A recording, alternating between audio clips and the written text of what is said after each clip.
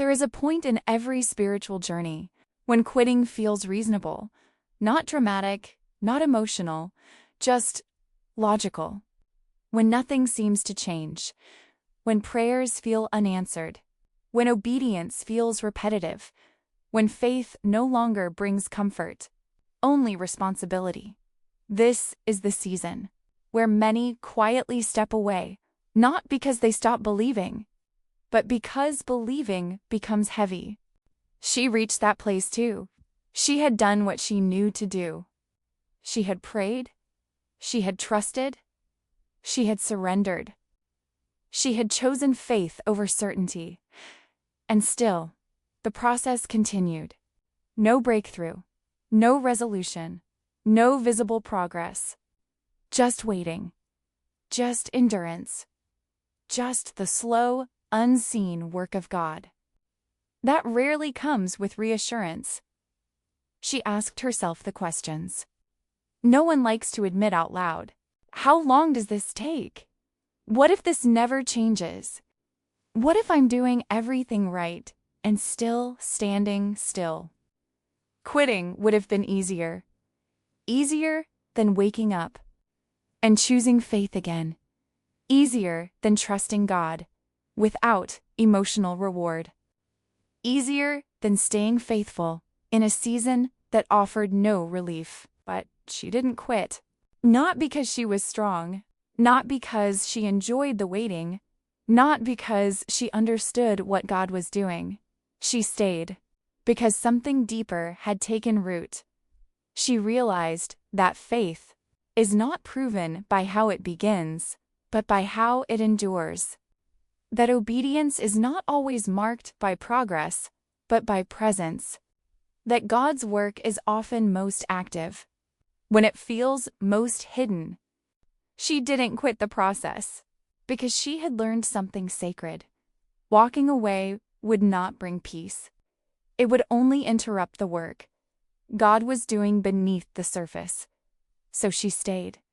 She stayed in the questions. She stayed in the uncertainty. She stayed in the obedience that no one applauded. She stayed when it would have been easier to disengage.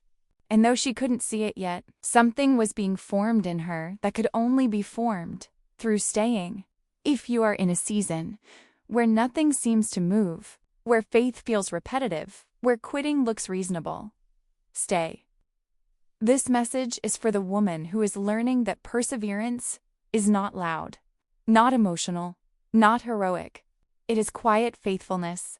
And if these words feel familiar, like they name the place you're standing in, consider subscribing, not for the channel, but so your heart always has a place to return when the process feels slow, and faith asks you to stay one more day.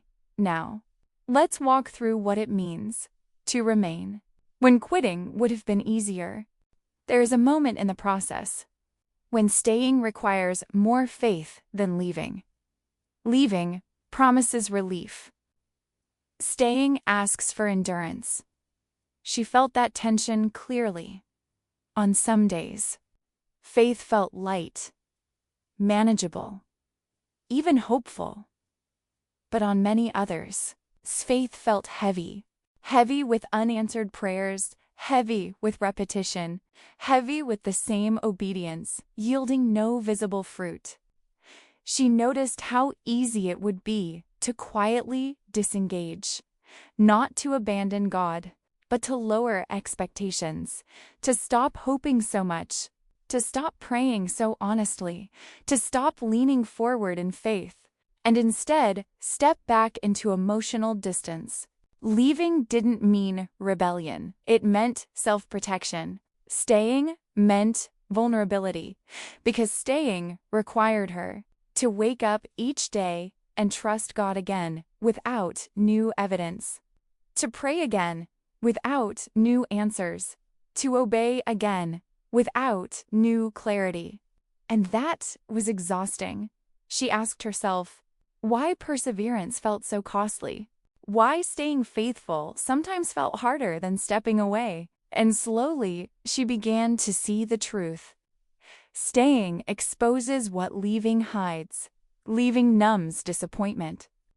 Staying keeps the heart open.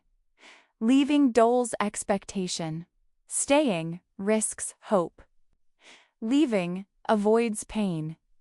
Staying allows God to work in places that resistance keeps closed. Staying meant she could not escape the tension of waiting.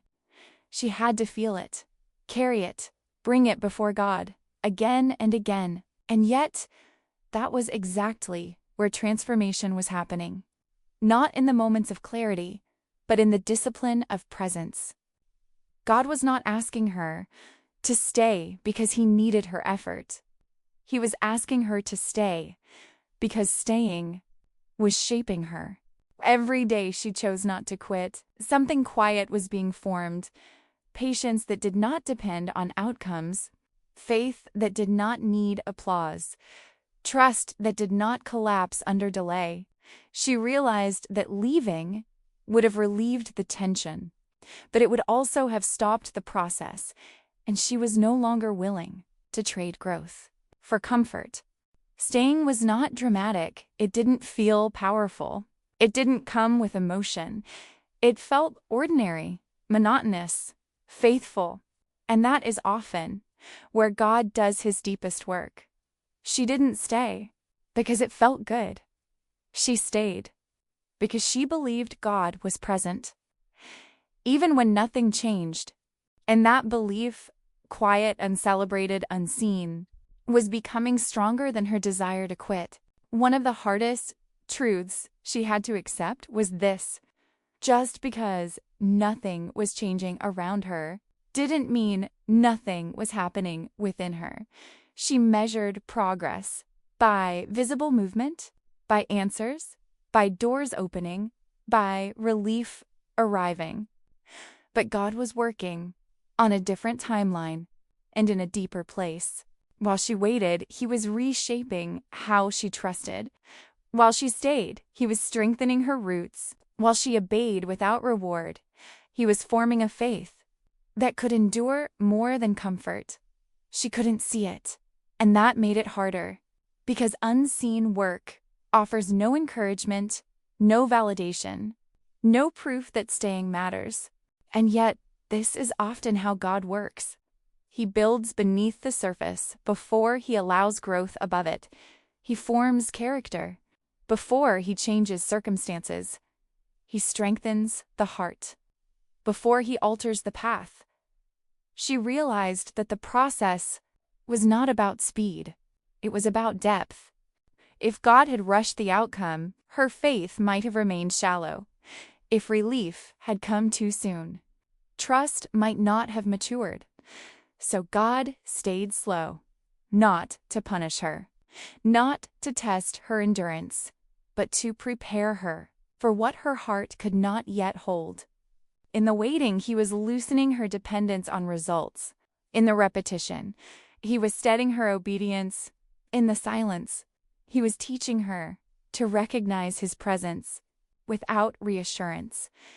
She began to see that quitting would have ended the discomfort, but it would also have interrupted the formation, because some things cannot be rushed.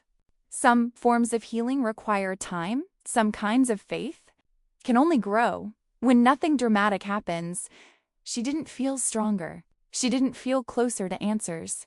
She didn't feel more certain.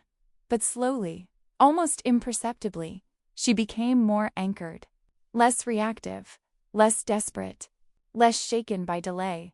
God was doing a work this comfort could not accomplish.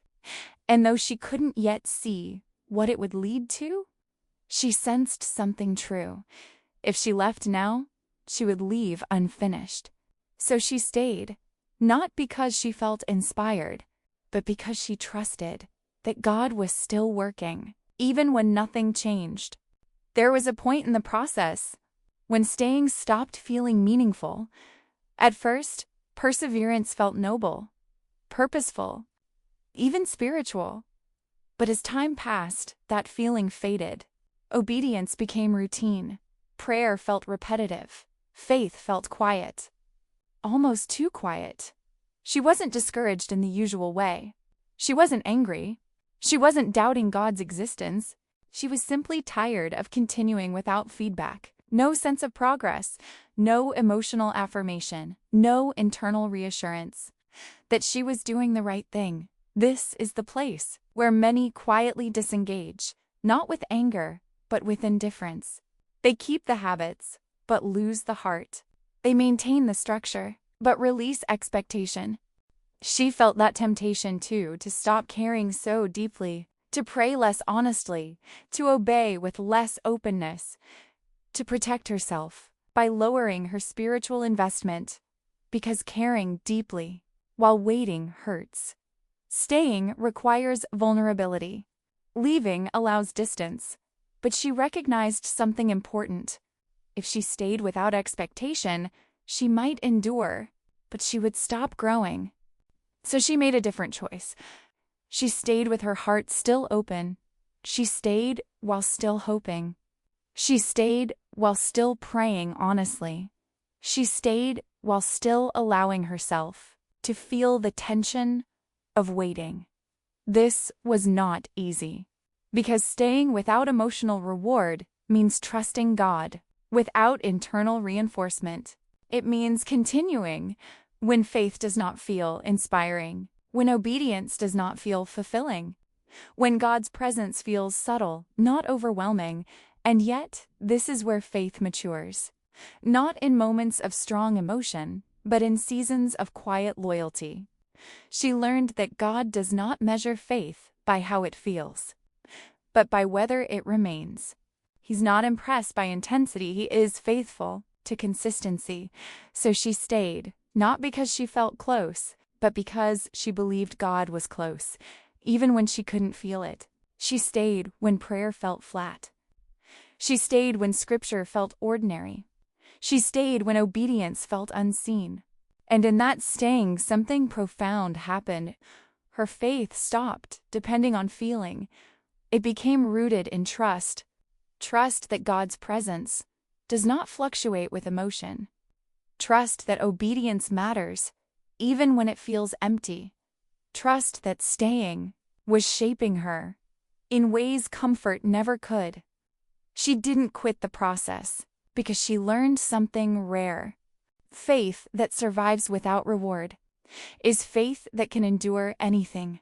As time passed, she began to understand something quietly profound. Staying was no longer just a decision. It was a testimony. Not a testimony spoken out loud, but one written slowly into the fabric of her life. Every day she didn't quit. Her faith deepened in ways no emotional high could achieve. Every moment she stayed present, even when she wanted relief. God was forming something steady within her. She realized that faith is not always about moving forward. Sometimes it is about remaining. Remaining when prayers feel unanswered. Remaining when nothing shifts externally. Remaining when obedience feels repetitive. Remaining when hope feels fragile.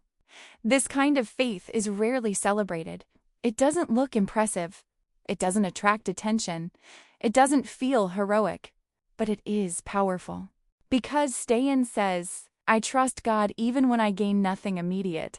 Stay-in says, I believe He is working, even when I cannot see it. Stay-in says, I value God's presence more than my comfort. She began to notice subtle changes, not in circumstances, but in herself. She became less reactive to delay, less shaken by silence, less dependent on outcomes. Her faith grew quieter, but stronger. She stopped needing signs to validate her obedience. She stopped measuring God's faithfulness by speed. She stopped interpreting delay as absence. She realized that quitting would have cost her something she could never regain: depth. Depth of trust, depth of endurance, depth of relationship with God. Because some intimacy is only formed through long obedience in the same direction. And though she still didn't know how the process would end, she knew something clearly. She was no longer the same person who entered it. Staying had changed her. Not loudly, not dramatically, but permanently. She didn't quit the process because the process was no longer just something she was going through. It was something God was using to shape who she was becoming. In the end, she did not stay because the process became easier. She stayed because she became steadier. She learned that faith is not proven by how quickly God answers, but by how faithfully we remain when He doesn't. She stopped asking, "When will this be over?" and began asking, "Who is God forming me to be here?" She didn't quit the process because she trusted that God wastes nothing. Not waiting, not repetition, not obedience without applause. God was not ignoring her faith. He was honoring it in ways she could not yet see. And if you are in a season where staying feels harder than leaving, where obedience feels repetitive, where faith feels quiet but heavy, let this be a reminder. You are not failing because nothing is changing. You are being formed because you are staying. If you want a place to return, when faith asks you to remain, without reward, without clarity, without relief, consider subscribing, not for the channel, but for your journey, because the God who called you is faithful, and staying, even when it feels unnoticed, is never wasted.